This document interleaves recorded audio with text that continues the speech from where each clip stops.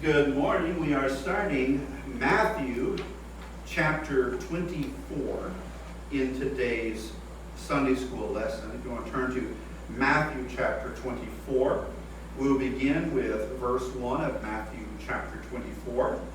It says, "And Jesus went out and departed from the temple, and his disciples came to him for to show him the building of the temple. And Jesus said unto them, See ye not all these things? Verily I say unto you, that there shall not be left here one stone upon another, that shall not be thrown down." Jesus would contend no more with the religious leaders, and never again come to the temple in his earthly ministry. With emphasis, he went out and departed. There is an emphasis on the idea of the verb, departed. He was going away like one who did not mean to return. The disciples, they came to their master going before in a deeply preoccupied mood, and tried to change the gloomy current of his thoughts by inviting him to look back at the sacred structure.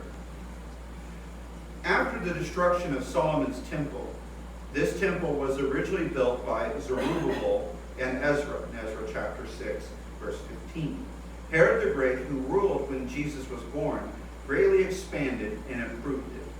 This temple was the center of Jewish life for almost 1,000 years, so much so that it was customary to swear by the temple, Matthew 23:16.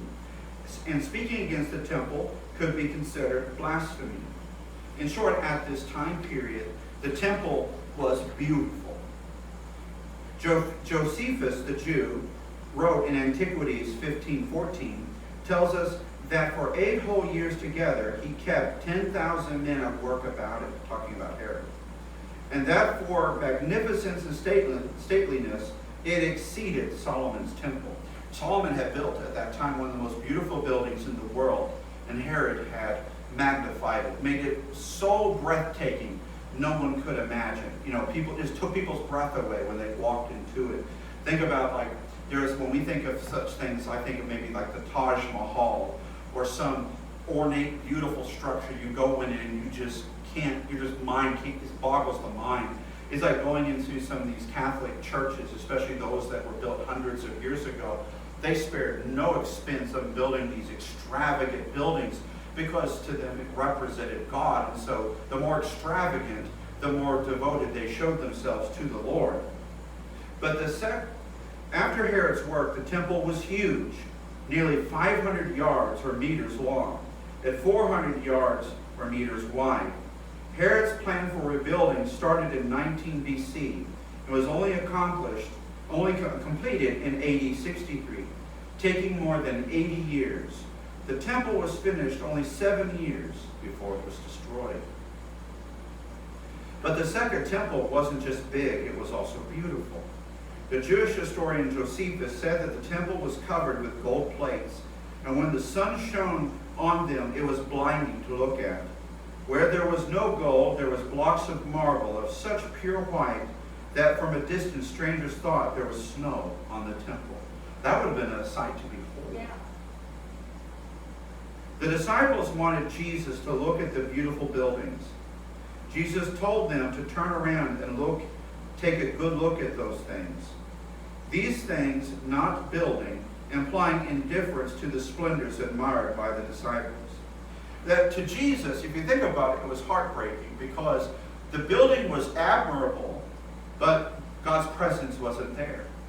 You can have a big, beautiful church, but if the love of the Lord and the Holy Spirit is not abiding in that building, it means nothing.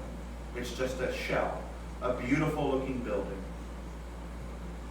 Some 40 years after Jesus said this, there was a widespread Jewish revolution against the Romans in Palestine. And they enjoyed many early successes, but ultimately Roman soldiers crushed the rebels. In AD 70, Jerusalem was leveled, including the temple, just as Jesus said would happen. Titus, it is said, would have preserved the temple as one of the world's wonders from being burnt, but could not. Such was the fury of his soldiers. Such a work by God doubtless, that even men, like people of important status in Rome, in the Roman Empire, wanted to preserve it, just as a status symbol. But see, God had made a promise that he would destroy it, and he did. It is said that at the fall of Jerusalem, the last surviving Jews of the city fled to the temple because it was the strongest and most secure building in the city. Roman soldiers surrounded it, and one drunken soldier started a fire that soon engulfed the whole building. Ornate gold detail work in the roof melted down in the cracks between the stone walls of the temple. And to retrieve the gold, the Roman commander ordered that the temple be dismantled stone by stone. The destruction was so complete that today they have true difficulty learning exactly where the foundation of the temple was. Wow. There was nothing left. Josephus says the stones were white and strong, 50 feet long, 24 broad, and 16 feet thick. That's some big stones. Yeah. The prophecy was fulfilled literally. There was a real temple, and it was really destroyed. The literal fulfillment of this prophecy established the tone for the rest of the prophecies in the chapter. We should expect a literal fulfillment for all these as well. We may also observe how little God values splendid houses of prayer when they are made dens of thieves, just like I said earlier. Verse 3. And as he sat upon the Mount of Olives, the disciples came to him privately, saying, Tell us, when shall these things be? And what shall be the sign of thy coming and of the end of the world? Removed from the temple, yet overlooking it, the disciples asked Jesus questions about his bold prediction concerning the destruction of the temple. It was an appropriate time for such a discourse. The religious leaders rejected Jesus and would soon deliver him to the Romans for crucifixion. He knew the bitter fate awaiting Jerusalem, and he wanted to give hope and confidence to his disciples who would soon be greatly tested. When will these things be? Jesus said the temple would be completely destroyed. It was logical that the disciples wanted to know when it would happen. Jesus will speak to this question, but only in the context of answering their next two questions. And what will the sign of your coming be and the end of the age? The disciples probably thought they asked only one question. In their minds, the destruction of the temple and the end of the age was probably connected. But really, they asked two questions. Some say three. And the second question is answered in the remainder of this chapter. The disciples did not so tabulate their questions. In all probability, they presented them as one request, supposed that all these things would happen simultaneously. Jesus' answer was directed mainly to correct this misapprehension. It may also be that this second question was asked as they remembered the events surrounding the first temple's destruction. Solomon's temple was destroyed in the context of national judgment and exile. That Jesus answers this a most important second question. He will make many specific comments and predictions about the end times. These predictions have been the source of significant disagreement among Christians who have tried to understand them. Why didn't Jesus simply say it was so clearly that there was no possibility anyone could misunderstand him? In other words, why didn't Jesus say, hey, it's going to happen at this time, or this is going to happen exactly at this point? Well, the lesson writers don't leave that out. One reason why prophecy may seem vague or imprecise is because God wants every age to have reasons to be ready for Jesus' return. We should not think of Jesus' return as an event far off on a timeline, but something we have been running parallel with since the day of Pentecost. Others suggest that God's intention was to keep the future somewhat vague and clouded to confound the devil, even as the resurrection of the Messiah was vague in the Old Testament. Though some prophetic interpretations are different, we are sure of this: he is coming again, and we must be ready. You know, the fact of the matter is that the way Jesus presented it was that everybody should be prepared for the second coming. That if you knew something was happening 5 years from now, you might goof off until the last year. And the idea is to always be ready, just like Jesus told Peter, and the disciples in the Garden of Gethsemane, watch ye and pray. He says, for the flesh is weak, though the spirit is willing. That, hey, you know what? If you are prepared, you cannot be fooled. If you are prepared, then you're least likely to be turned away. Moving on to verse chapter 4. And Jesus answered and said unto them, take heed that no man deceive you. For many shall come in my name, saying, I am Christ, and shall deceive many. And ye shall hear of wars and rumors of wars. See that ye be not troubled.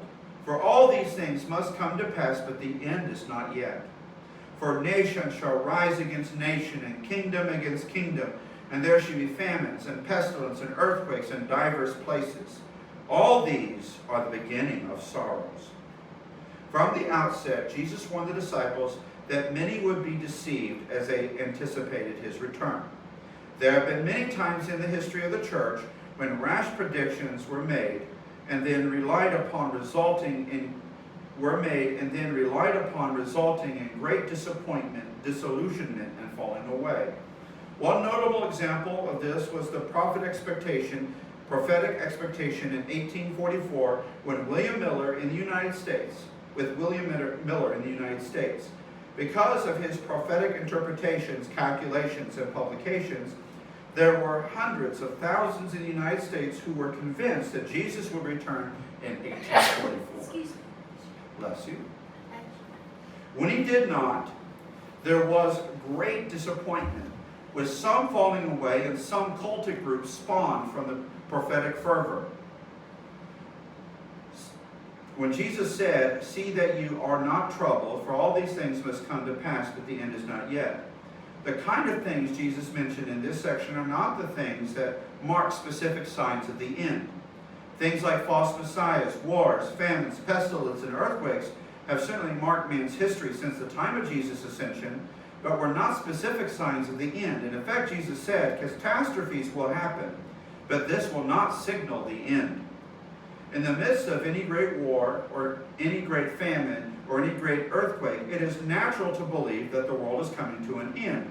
But Jesus said there, it is a far more specific sign that would indicate his return, and he describes this later.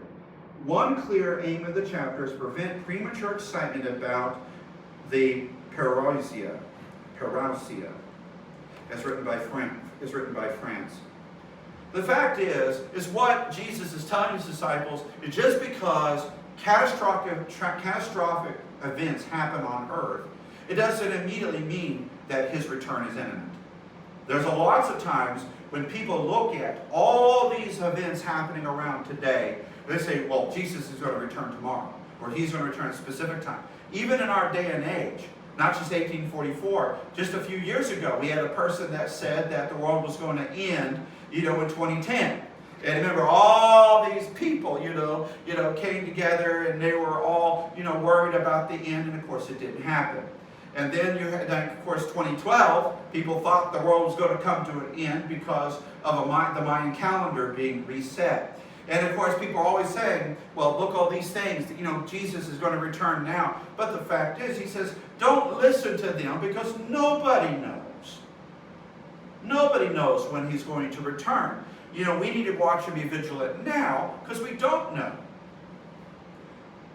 Though none of these events are the specific sign of the end, collectively they are a sign. When Jesus described these calamities as the beginning of sorrows, he literally called them the beginning of labor pains. Just as is true with labor pains, we should expect that these things mentioned, wars, famines, earthquakes, and so on, will become more frequent and more intense before the return of Jesus, without any of them being the specific sign of the end. When speaking of the beginning, such an acclamation of horrors might well appear to the inexperienced the end. Hence the remark to prevent panic. In other words, Jesus is encouraging us that even though we see bad things happening in the world, that hey, this is not the end. Don't worry. He says, I got you covered, I got your backs. I'm encouraging you to serve me more. And of course, this concludes today's lesson. This is like, I went through the entire lesson yesterday, and I'm like, so all the lessons for this chapter, and I'm like, man, this is really good. Because a lot of times when it comes to prophecy, just like when looking at Revelations, it can be very confusing. And I loved how they wrote it because they make it and put it in layman's terms and make it easier to comprehend. It made me think about things scripturally that I've never thought about before, which is what a good lesson does, is to provoke you to think about things in a different way. But that concludes today's lesson. Get out here.